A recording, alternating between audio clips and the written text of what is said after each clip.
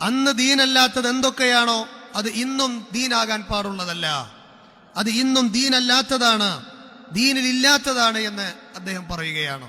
നോക്കൂ നിങ്ങൾ, നബി സല്ലല്ലാഹു അലൈഹി വസല്ലമയുടെ കാലത്ത്, താബിഈങ്ങളുടെ കാലത്ത്, തബൗ താബിഈങ്ങളുടെ കാലത്ത് എന്തായിരുന്നോ ദീനായി പഠിപ്പിക്കപ്പെട്ടത് അതേ ഇന്നും ദീനായി പഠിപ്പിക്കുവാൻ പാടുള്ളൂ എന്നുള്ളതാണ്.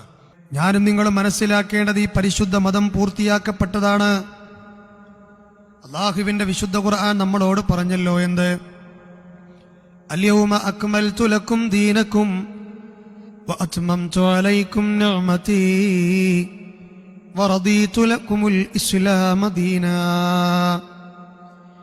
ഇന്ന് ഞാൻ നിങ്ങൾക്ക് നിങ്ങളുടെ മതമിതാ പൂർത്തീകരിച്ച് തന്നിരിക്കുന്നു. എന്റെ അനുഗ്രഹം നിങ്ങളുടെ മേൽ ഞാൻ നിറവേറ്റി തരികയും ചെയ്തിരിക്കുന്നു. ഇസ്ലാമിനെ മതമായി ഞാൻ നിങ്ങൾക്ക് തൃപ്തിപ്പെട്ട് തരികയും ചെയ്തിരിക്കുന്നു എന്ന് വിശുദ്ധ ഖുർആനിന്റെ 5-ാം അധ്യായത്തിന്റെ 3-ാമത്തെ വചനം. ഈ ആയത്തിന്റെ വിശദീകരണത്തിൽ മഹാനായ ഇബ്നു കസീറിന്റെ തഫ്സീറിൽ മഹാനായ ഇബ്നു അബ്ബാസ് റളിയല്ലാഹു അൻഹുവിനെ ഉദ്ധരിച്ചുകൊണ്ട് പറയുന്നതായി കാണാം, വഹുവൽ ഇസ്ലാം, ഇത് ഇസ്ലാം എന്ന് പറയുന്ന മതമാണ്. അഖ്ബറല്ലാഹു നബിയഹു വൽ മുഅ്മിനീൻ, തീർച്ചയായും നബി സല്ലല്ലാഹു അലൈഹി വസല്ലമക്കും വിശ്വാസികൾക്കും അല്ലാഹു ഈ ഈമാനിനെ കുറിച്ച് അറിയിച്ചു തന്നിരിക്കുന്നു.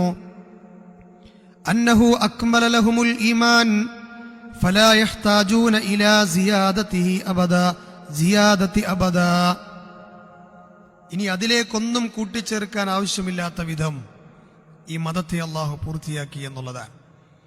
വഖദ് അതമ്മഹുല്ലാഹു ഫലാ യൻഖുസുഹു അബദാ. അതിലൊന്നും കുറച്ചു കളയാനില്ലാത്ത വിധം അല്ലാഹു അതിനെ പരിപൂർണമാക്കുകയും ചെയ്തിരിക്കുന്നു എന്നുള്ളതാണ്. ഇനി മാത്രമല്ല, വഖദ് റളിയഹുല്ലാഹു ഫലാ യസ്ഖുതുഹു അബദാ.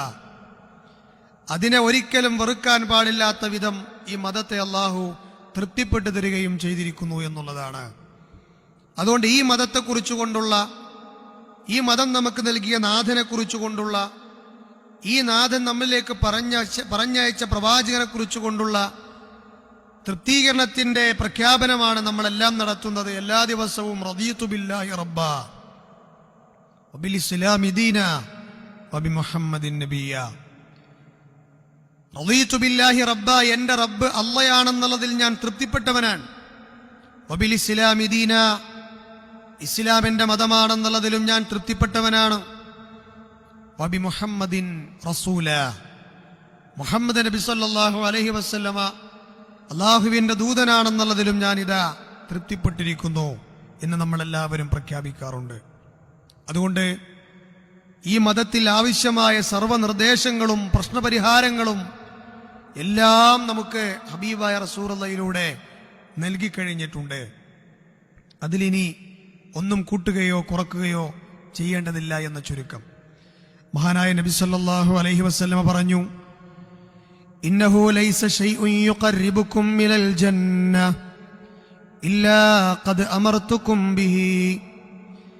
നിങ്ങളെ സ്വർഗത്തിലേക്ക് അടുപ്പിക്കുന്ന ഒരു കാര്യവും നിങ്ങൾക്ക് ഞാൻ പറഞ്ഞു തരാതെ വിട്ടുപോയിട്ടില്ല.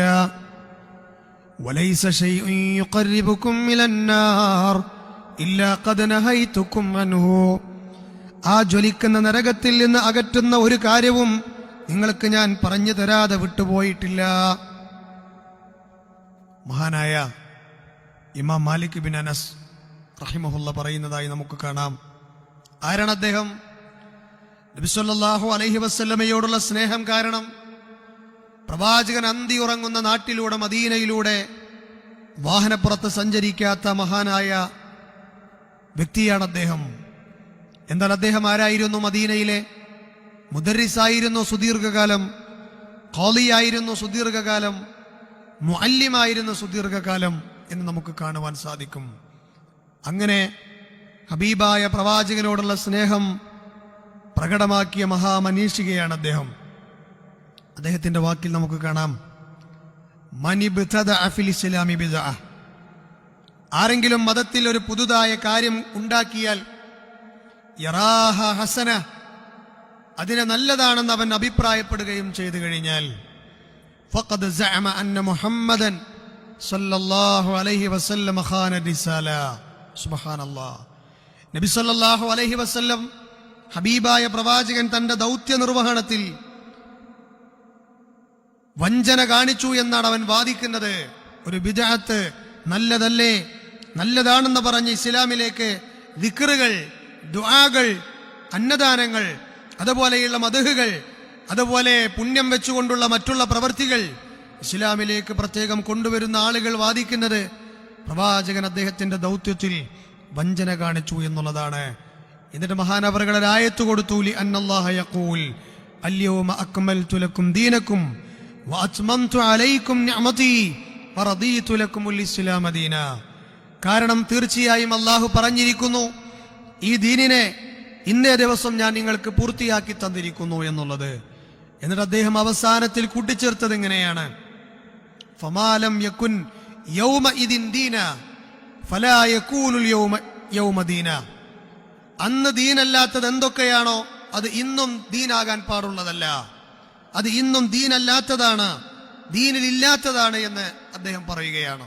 നോക്കൂ നിങ്ങൾ, നബി സല്ലല്ലാഹു അലൈഹി വസല്ലമയുടെ കാലത്ത്, താബിഈങ്ങളുടെ കാലത്ത്, തബൗ താബിഈങ്ങളുടെ കാലത്ത് എന്തായിരുന്നോ ദീനായി പഠിപ്പിക്കപ്പെട്ടത് അതേ ഇന്നും ദീനായി പഠിപ്പിക്കുവാൻ പാടുള്ളൂ എന്നുള്ളതാണ്.